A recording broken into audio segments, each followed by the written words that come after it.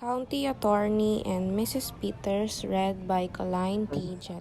Mrs. Hale, read by Marion Crisho Orion. Narration also read by Marion Crisho Orion. The kitchen in the now abandoned farmhouse of John Wright, a gloomy kitchen, and left without having been put in order, unwashed pans under the sink, a loaf of bread outside the bread box, a dish towel on the table, other signs of uncompleted work. At the rear, the outer door opens and the sheriff comes in, followed by the county attorney and Hale. The sheriff and Hale are men in middle life. The county attorney is a young man. All are much bundled up and go at once to the stove. They are followed by the two women. The sheriff's wife first. She is a slight, wiry woman, a thin, nervous face. Mrs. Hale is larger and would ordinarily be called more comfortable looking, but she is disturbed now and looks fearfully about as she enters. The women have come in slowly and stand close together near the door. County attorney rubbing his hands. This feels good. Come up to the fire, ladies. Mrs. Peters, after taking a step forward. I'm not cold. Sheriff, unbuttoning his overcoat and stepping away from the stove, as if to mark the beginning of official business. Now, Mr. Hale, before we move things about, you explain to Mr. Henderson what you saw when you came here yesterday morning. By the way, has anything been moved? Are things just as you left them yesterday? Looking about. It's just the same. When it dropped below zero last night, I thought I'd better send Frank out this morning to make a fire for us. No use getting pneumonia with a big case on. But I told him not to touch anything except the stove, and you know Frank. Somebody should have been left here yesterday. Oh, yesterday, when I had to send Frank to Morris Center for that one who went crazy. I want you to know I had my hands full yesterday. I knew you could get back from Ohama by today, and as long as I went over everything here myself. Well, Mr. Hale, tell just what happened when you come here yesterday morning. Harry and I had started the town with a load of potatoes. We came along the road from my place, and as I got here I said, I'm going to see if I can get John Wright to go in with me on a party telephone. I spoke to Wright about it once before, and he put me off, saying, folks talk too much anyway, and all he asked was peace and quiet. I guess you know about how much he talked himself.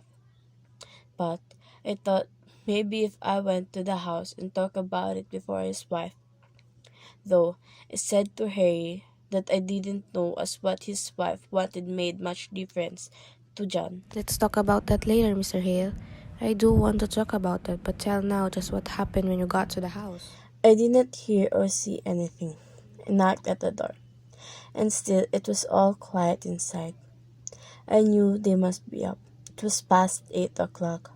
So I knocked again, and I thought I heard somebody say, come in.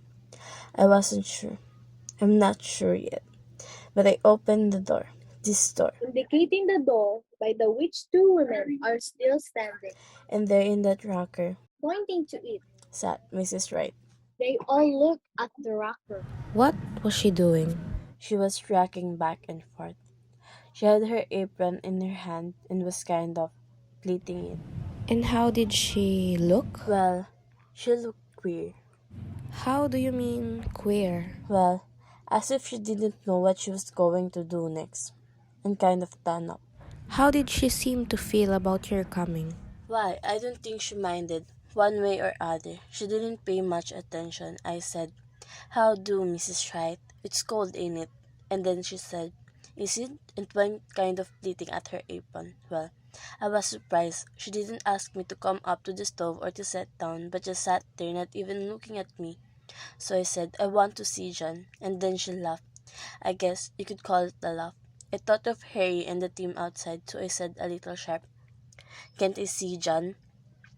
No, says she, kinda do like. Ain't he home, says I. Yes, says she. He's home. Then why I can't see him? I asked her out of patience. 'Cause he's dead, says she. Dead? Says I. She just nodded her head, not getting a bit excited. but rocking back and forth. Why? Where is he? Says I, not knowing what to say. She just pointed upstairs like that. Himself, pointing to the roof above. I got up with the idea of going up there. I walked from there to here. Then I say, why? What did he die of? He died of a rope around his neck, says she, and just went on pleating at her apron. Well, I went up and called Harry. I thought I might need help. We went upstairs and there he was lying. I think I'd rather have you go into that upstairs where you can point it all out. Just go on now with the rest of the story. Well, my first thought was to get that rope off. It Stops. His face looked. twitches. With Harry, he went up to him and he said, no, he's dead alright and we better not touch anything. So we went back downstairs. She was still sitting the same way. Has anybody been notified? I asked. No, says she unconcerned. Who did this, Mrs. Wright? Said Harry. He said it businesslike, and she stopped pleating off her apron. I don't know, says she. You don't know? Says Harry. No, says she. Weren't you sleeping the same bed with him? Says Harry. Yes, says she, but I was on the inside.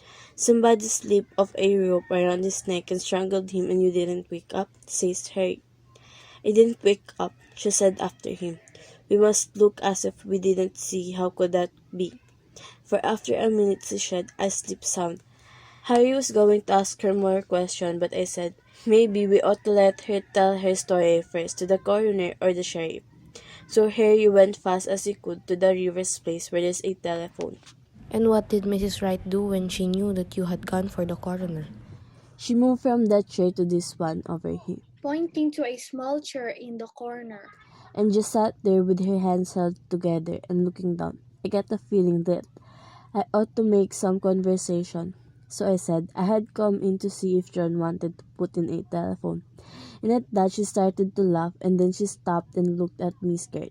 The county attorney, who has had this notebook out, makes a note. I don't know, maybe it wasn't scared.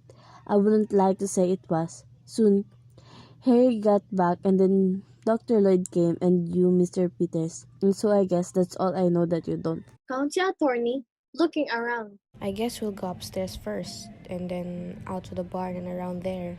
To the sheriff. You are convinced that there was nothing important here.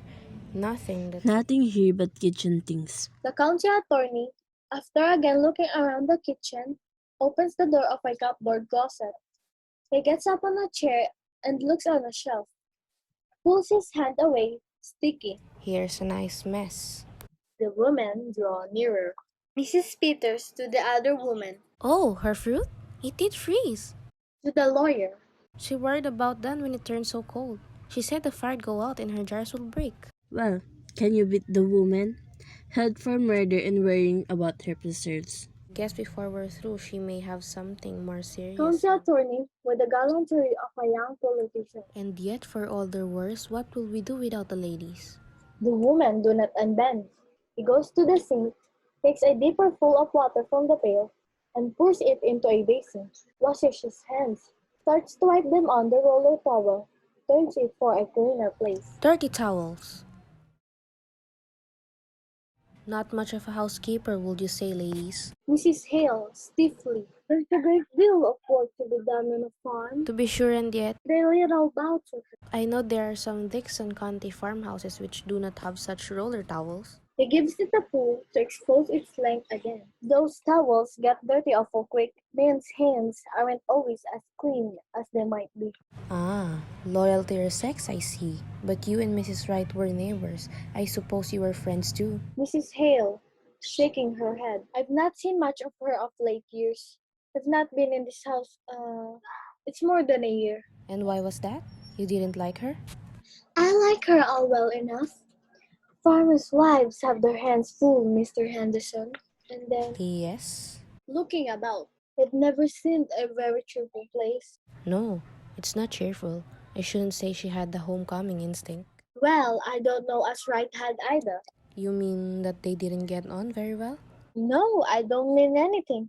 But I don't think a place would be any cheerfuler for John Wright's being in it. I'd like to talk more of that a little later.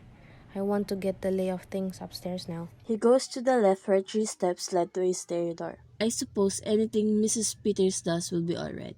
She was to take in some clothes for her, and a few little things. We left in such a hurry yesterday. Yes, but I would like to see what you take, Mrs. Peters, and keep an eye out for anything that might be use of us. Yes, Mr. Henderson. The woman listens to the man's steps on the stairs, then look about the kitchen. I'd hate to have men coming into my kitchen, snooping around and criticizing. She arranges the pans under the sink which the lawyer had shoved out of place. Of course, it's no more than their duty. Judy's all right, but I guess that deputy sheriff that came out to make the fire might have a little of this on. Gives the roller towel a pull. Wish I thought of that sooner. Seems mean to talk about her for not having things licked up when she had to come away in such a hurry. Mrs. Peter, who has gone to a small table in the left rear corner of the room and lifted one end of a towel that covers a pan. She had bread set. Stand still. Mrs. Hale, eyes fixed on a loaf of bread beside the bread box, which is on a low shelf at the other side of the room, moves slowly towards it. She was going to put this in there. Picks up loaf, then abruptly drops it in a manner of returning to familiar things. It's a shame about the fruit. I wonder if it's all gone. Gets up on the chair and looks. I think there's some here that's all right, Mrs. Peters. Yes, here. Holding it toward the window. This is cherries, too. Looking again. I declare, I believe that's the only one. Gets down, bottle in her hand, goes to the sink and wipes it off on the outside. She felt awful bad. After all, her hard work in the hot weather. I remember the afternoon I put up my cherries last summer. She puts the bottle on the big kitchen table, center of the room. With a sigh, is about to sit down in the rocking chair. Before she is seated, she realizes what chair it is. With a slow look from it, step back, the chair which she has touched rocks back and forth. Well, I must get those things from the front room closet. She goes to the door at the right, but after looking into the other room, she steps back. You coming with me, Mrs. Hale? You can help me carry them. They go in the other room, reappearing Mrs. Peters carrying a dress and skirt, Mrs. Hale following with a pair of shoes. My, it's cold in there. She puts the clothes on the big table and hurries to the stove. Mrs. Hale examining the skirt. Right was close. I think maybe that's why she kept so much to herself. She didn't even belong to the ladies' aid. I suppose she felt she couldn't do her part. And then you don't enjoy things when you feel shabby. She used to wear pretty clothes and be lively. When she was Minnie Foster, one of the town girls singing in the choir. That was 30 years ago. This all you was to take in? She said she wanted an apron. Funny thing to want, for there isn't much to get you dirty in jail, goodness knows. But I suppose just to make her feel more natural. She said they was in the top drawer in this cardboard. Yes, here. And then her little shawl that always hung behind the door. Opens stair door and looks. Yes, here it is. Mrs. Hale abruptly moving toward her. Mrs. Peters, Yes, Mrs. Hale? do you think she did it? Oh, I don't know. Well, I don't think she did. Asking for an apron and her little shawl, worrying about her fruit. Mrs. Peters starts to speak, glances up where footsteps are heard in the room above, in a low voice. Mr. Peters says it all looks bad for her. Mr. Henderson is awful sarcastic in a speech he'll make fun of her saying she didn't wake up. Well, I guess John Wright didn't wake when they was slipping that rope under his neck. No, it's strange. It must have been done awfully crafty and still. They saw it was such a funny way to kill a man, rigging it all up like that. That's just what Mr. Hale said. There was a gun in the house. He says that's what he can't understand. Mr. Henderson said coming out that what was needed for the case was a motive. Something to show anger or sudden feeling. Mrs. Hill, who's standing by the table. Well, I don't see any signs of anger around here. She puts her hand on the dish towel which lies on the table, stands looking down at the table. One half of which is clean, the other half is messy. It's wiped to here. Makes a move as if to finish work, then turns and looks at the loaf of bread outside the bread box. Drops towel in the voice of coming back to familiar things. Wonder how they are finding things upstairs. I hope she had it a little more red up there. You know, it seems kind of sneaking. locking her up in town and then coming out here and trying to get her own house to turn against her. But Mrs. Hale, the law is the law. I suppose this. Unbuttoning her coat, Better loosen up your things, Mrs. Peters. You won't feel them when you go out.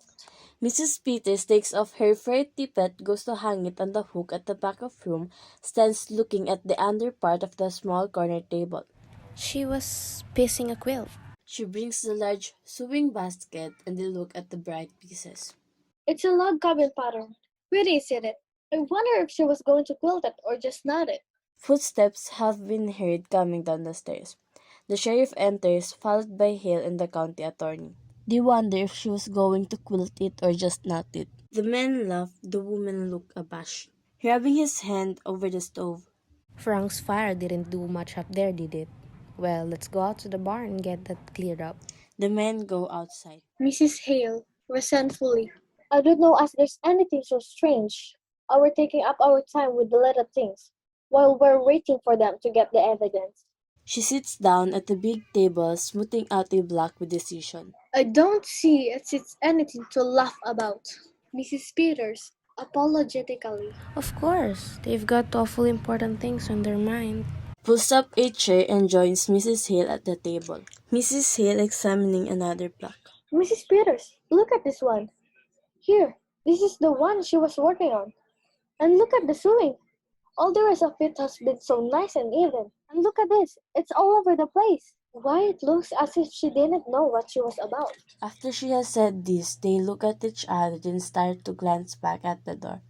After an instant, Mrs. Hale has pulled out a knot and ripped the sewing. Oh, what are you doing, Mrs. Hale? Mildly, Just pulling out a stitch or two that's not sewed very good. threading a needle. Bad sewings always made me fidgety. Nervously, I don't think we ought to touch things. I'll just finish up this end. suddenly stopping and leaning forward. Mrs. Peters, Yes, Mrs. Hale? what do you suppose she was so nervous about?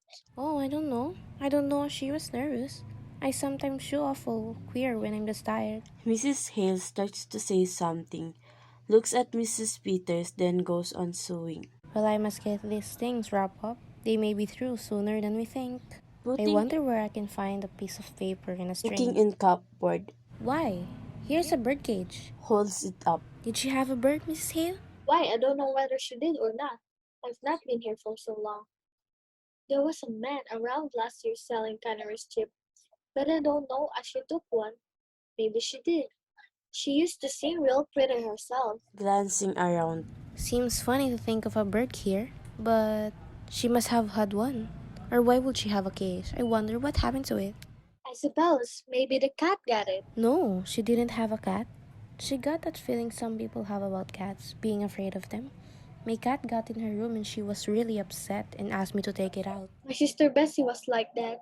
Queer, ain't it? examining the cage. Why? Look at this door. It's broke. One hinge is pulled apart. Looking too. Looks as if someone must have been rough with it. Why? Yes? I wish if they're going to find any evidence they'd be about it. I don't like this place. But I'm awful glad you come with me, Mrs. Hale. It will be lonesome for me sitting here alone. It would, wouldn't it? Dropping her sewing. But I tell you what I do wish, Mrs. Peters. I wish I had come over sometimes when she was here. I Looking around the room. wish I had. But of course you were awfully busy, Mrs. Hale. Your house and your children. I could have come. I stayed away because it weren't cheerful. And that's why I ought to have come. I've never liked this place. Maybe because it's down and hollow and you don't see the road.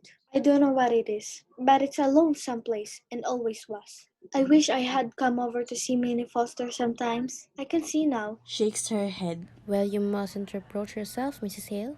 Somehow we just don't see how it is with other folks until something comes up. Not having children makes less work, but it makes a quiet house. And Wright ought to work all day, and no company when he did come in. Did you know John Wright, Mrs. Peters? Not to know him, I've seen him in town. They say he was a good man. Yes, good. He didn't drink and kept his word as well as most, I guess, and paid his debts. But he was a hard man, Mrs. Peters. Just to pass the time of day with him. Like a whirlwind that gets to the bone. I should think she would worry the bird. But what do you suppose went with it? I don't know, unless it got sick and died. She reaches over and swings the broken door, swing it again, both women watch it. You weren't raised round here, were you? Mrs. Peters shakes her head. You didn't know her? Not till they brought her yesterday. She, come to think of it, she was kind of like a bird herself. Real sweet and pretty, but kind of timid and fluttery. How she did change. Silence, then as if struck by a happy thought and relieved to get back to everyday things. Tell you what, Mrs. Peters, why don't you take the Quilton with you? It might take up our mind. Why? I think that's a real nice idea, Mrs. Hale. There couldn't possibly be any objection to it, could there? Now, just what would I take? I wonder if her patches are in here and her things. They look in the sewing basket. Here's some red. I expect this had got sewing things in it. Brings out a fancy box. What a pretty box. Looks like something somebody would give you. Maybe her scissors are in here. Opens box, then suddenly puts her hands on her nose. Why? Mrs. Peters bends nearer, then turns her face away. There's something wrapped up in this piece of silk. Why? This isn't her scissors. Lifting the silk. Oh, Mrs. Peters, it's... Mrs. Peters bends closer. It's the bird. Mrs. Hale jumping up. But Mrs. Peters, look at it. Its neck. Look at its neck. It's all other side too. Somebody wrung its neck. Their eyes met, a look of growing comprehension of horror. Steps are heard outside. Mrs. Hale slips bags under quilt pieces and sinks into her chair. Enter sheriff and county attorney. Mrs. Peters rises. County attorney, as one turning from serious things to little pleasantries. Well, ladies, have you decided whether she was going? That's Interesting, I'm sure. Seeing the bird cage. Has the bird flown? Mrs. Hale putting more quilt pieces over the back. We think the cat got it. County attorney preoccupied. Is there a cat? Mrs. Hale glances in a quick covert way at Mrs. Peters. Well, not now. They are superstitious, you know. They leave. County attorney to Sheriff Peters, continuing an interrupted conversation. No sign at all of anyone having come from the outside. Their own rope. Now let's go up again and go over it piece by piece. They start upstairs. It would have to have been someone who knew just the... Mrs. Peters sits down. The two women sit there not looking at one another, but as if peering into something and at the same time holding back. When they talk now, it is in the matter of feeling their way over strange ground, as if afraid of what they are saying, but as if they cannot help saying it. She liked the bird. She was going to bury it in that pretty box. Mrs. Peters in a whisper. When I was a girl, my kitten, there was a boy took a hatchet and before my eyes, and before I could get there, Covers her face an instant. if they hadn't held me back, I would have... Catches herself, looks upstairs where steps are heard, falters weakly. hurt him. Mrs. Hale with a slow look around her. I wonder how it would seem never to have had any children around. No, Wright wouldn't like the bird. A thing that sang. She used to sing. He killed that too. Mrs. Peters moving uneasily. We don't know who killed the bird. I knew John Wright. It was an awful thing was done in this house that night, Mrs. Hale. Killing a man while he slept, slipping a rope around his neck that choked the life out of him. His neck choked the life out of him. Her hands go out and rest on the bird cage. Mrs. Peters with rising voice. We don't know who killed him. We don't know. Mrs. Hale with her own feelings not interrupted. If there'd been years and years of nothing, then a bird to sing to you, it would be awful. Still, after the bird was still. Mrs. Peters, something within her speaking. I know what stillness is. When we homesteaded in Dakota and my first baby died, after he was 2 years old and me with no other than... Mrs. Hale moving. How soon do you suppose they will through looking for the evidence? I know what stillness is. Pulling herself back. The law has got to punish crime, Mrs. Hale. Mrs. Hale not as if answering that. I wish you'd seen Mary Foster when she wore a white dress with blue ribbons and stood up there in the choir and sang. A look around the room. Oh, I wish I'd come over here once in a while. That was a crime. That was a crime. Who's going to punish that? Mrs. Peters looking upstairs. We mustn't take on. I might have known she needed help. I know how things can be for women. I tell you it's queer, Mrs. Peters. We live close together and we live far apart. We all go through the same things. It's all just a different kind of the same thing. Brushes her eyes, noticing the bottle of fruit, reaches out for it. If I was you, I wouldn't tell her fruit was gone. Tell her it ain't. Tell her it's all right. Take this in to prove it to her. She she may never know whether it was broke or not. Mrs. Peters takes the bottle, looks about for something to wrap it in. Takes petticoat from the clothes brought from the other room, very nervously begins winding this around the bottle in a false voice. My, a good thing the men couldn't hear us. Wouldn't they just laugh? Getting all stirred up over a little thing like a dead canary. As if that could have anything to do with... Wouldn't they just laugh? The men are heard coming downstairs. Maybe they would, maybe they wouldn't. No, Peters. It's all perfectly clear except for a reason for doing it. But you know, jurors when it comes to women, if there was some definite thing, something to show, something to make a story about, a thing that would connect up with a strange way of doing it. The women's eyes meet for an instant. Enter Hale from the outer door. Well, I've got the team around. Pretty cold out there. I'm going to stay here a while by myself. To the sheriff. You can send Frank out for me, can't you? I want to go over everything. I'm not satisfied that we don't do better. Do you want to see what Mrs. Peters is going to take in? The lawyer goes to the table, picks up the apron, laughs, Oh, I guess they are not very dangerous things the ladies have picked out. moves a few things about, disturbing the quilt pieces which cover the backs, steps back. No, Mrs. Peters. Doesn't need supervising for that matter. A sheriff's wife is married to the law. Ever think of it that way, Mrs. Peters? No, just that way. Married to the law. Moves toward the other room. I just want you to come in here a minute, George. We ought to take a look at this window. Oh, windows. We'll be right out, Mr. Hale. Hale goes outside. The sheriff follows the county attorney into the other room.